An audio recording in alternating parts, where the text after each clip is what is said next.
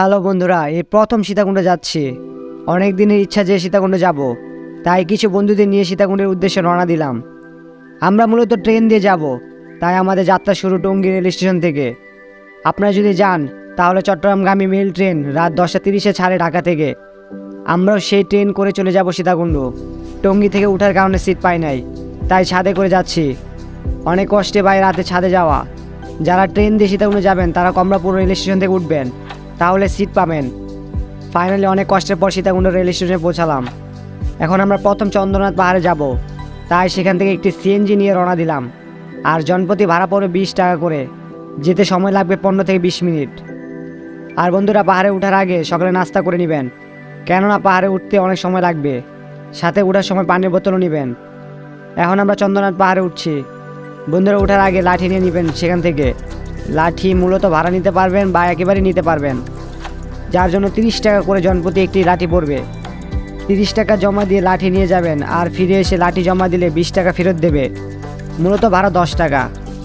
তাই আমরা 6 জনে 6টি লাঠি নিলাম, যার জন্য 180 টাকা নিয়েছে। আর ব্যাগও রাখতে পারবেন, কারণ ব্যাগ নিয়ে এত উপরে উঠতে কষ্ট হবে। ব্যাগ রাখলে 20 টাকা ভাড়া। আজকের দিনে আবহাওয়াটা অনেকটাই ঠান্ডা, যার জন্য উঠতে বেশি একটা কষ্ট হবে না বলে আশা করি। বৃষ্টি বৃষ্টি ভাব আকাশে। আর পাহাড়ে ওঠার সবচেয়ে ভালো সময় সকালে। গেটের সামনে যাওয়ার সময় সেখানে থাকা মুক্তিযোদ্ধার ভাস্কর্য দেখতে পারবেন। এই যে সামনে গেট, এখান থেকে শুরু হবে আজকের চন্দ্রনাথ অভিযান। অনেক ব্লগে দেখি উঠতে নাকি 1.5 ঘন্টা সময় লাগে। আজকে চেষ্টা করবো 1 ঘন্টায় ওঠার জন্য। এখানে 2টা রাস্তা দেখা যাবে ওঠার জন্য, কিন্তু আপনারা বামের রাস্তা দিয়েও যাবেন, কারণ ডানের রাস্তা দিয়ে উঠলে আপনাদের অনেক কষ্ট হবে। তাই আমরা বাম রাস্তা দিয়ে উঠতে শুরু করলাম।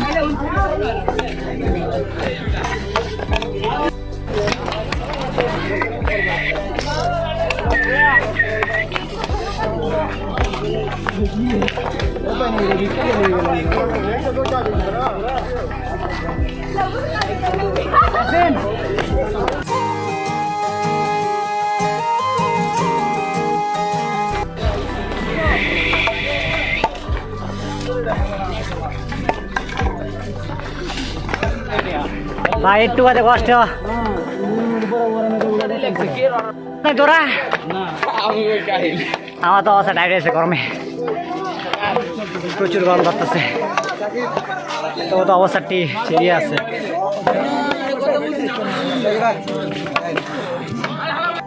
এই যে দেখুন কত উপরে উঠতে হবে। আজকে আবার কিছু কুয়াশাও দেখা যাচ্ছে।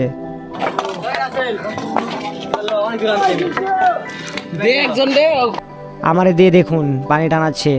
এটা কোনো কথা? জীবনটা বেদনা, আনি হাতে চলা যায় না।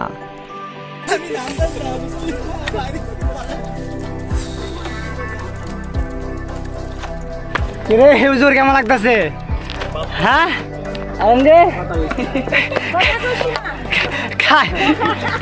গায়ে লাগতেছে ভাই, স্লিপ খাই মরে ভাই, প্রচুর কষ্ট রে।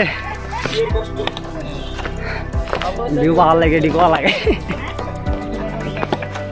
তোমার এই কথাটা আমার শোনা গেছে। লে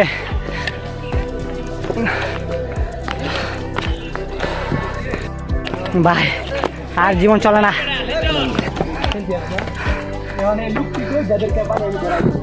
ভাই, প্রচুর কষ্ট লাগতেছে। হ্যাঁ, অসাধারণ বেলা। এই অসাধারণ কৃতিত্বের জন্য উপরে উঠি, তারপর দেখা যাক ইনশাল্লাহ।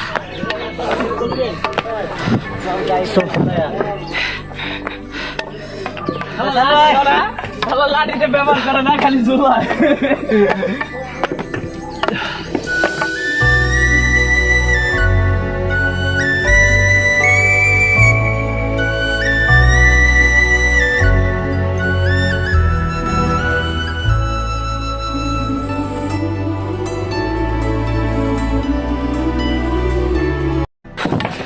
দেখতে তো উঠলাম না এখন রে ভাই, এখনই দেখ এমনি শেষ।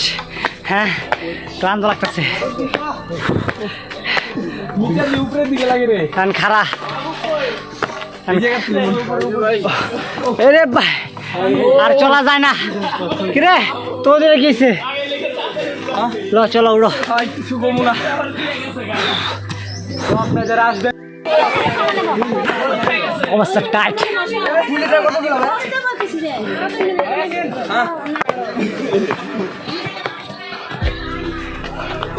উপরে একদম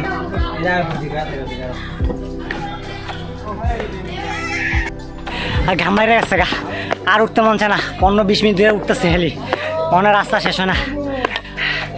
সব ব্লগে দেখছি 1.5-2 ঘন্টা লাগে, আলাদা জানা কয় ঘন্টা লাগে আজকে। অবস্থা টাইট।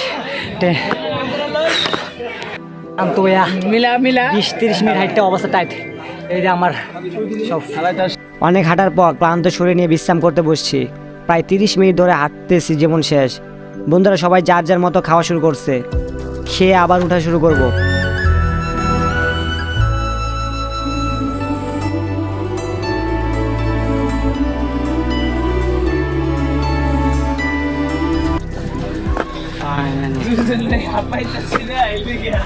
ফাইনালি অনেক কষ্ট করার পর প্রথম মন্দিরের কাছে আমরা। বুঝাতে পারবো না কত কষ্ট হয়েছে এটুকু উঠতে, মনে একটু আনন্দ লাগছে। প্রথম মন্দিরে উঠতে পারলাম, ভাই অনেক কষ্ট হবে, অবস্থা টাইট। প্রথম মন্দিরে গিয়ে দেখতে পারবেন সেখানে 2টা ঘর।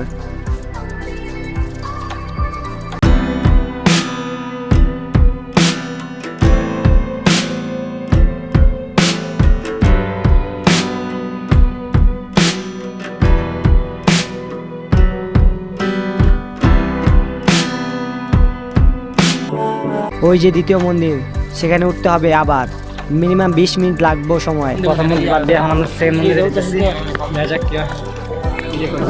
সো এখন দ্বিতীয় মন্দিরের দিকে রওনা দিতেছি।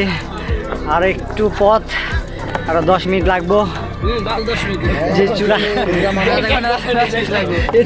অনেক চূড়া, যাই হোক কষ্ট তো করা লাগবে, আইসি যেহেতু। আস্তে আস্তে আসতেছি।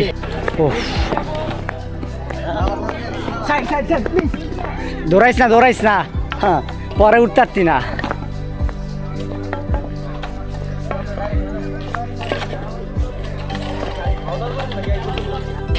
5 মিনিট ভাবছিলাম, কিন্তু এখনো 15 মিনিট হয়ে গেছে। দ্বিতীয়টায় উঠতে পারতেছি না, কষ্ট, প্রচুর কষ্ট। আল্লাহ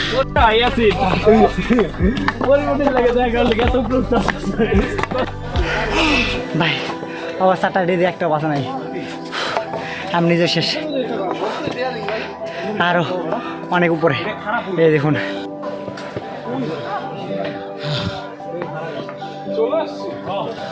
ভাই কই আইলাম রে ভাই, 20 মিনিট হয়ে গেছে, তাও গায়ে এখনো উঠতে না চুগায়।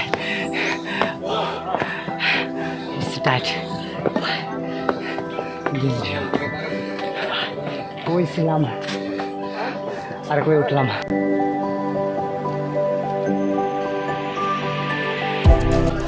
ভাই রে, আর কত লাগবে উঠতে?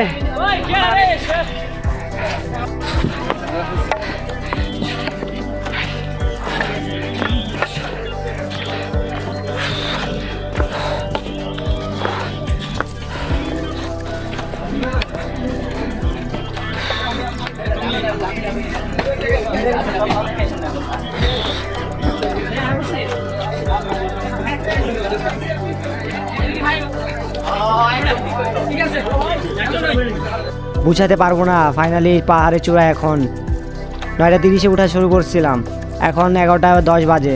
প্রায় 1 ঘন্টা 20 মিনিট লাগছে।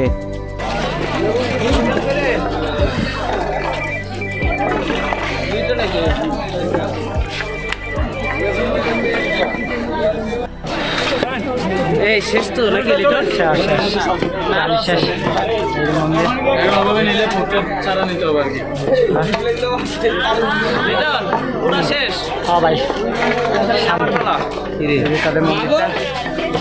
ওটা শেষ। ফাইনালি এখন নামবো।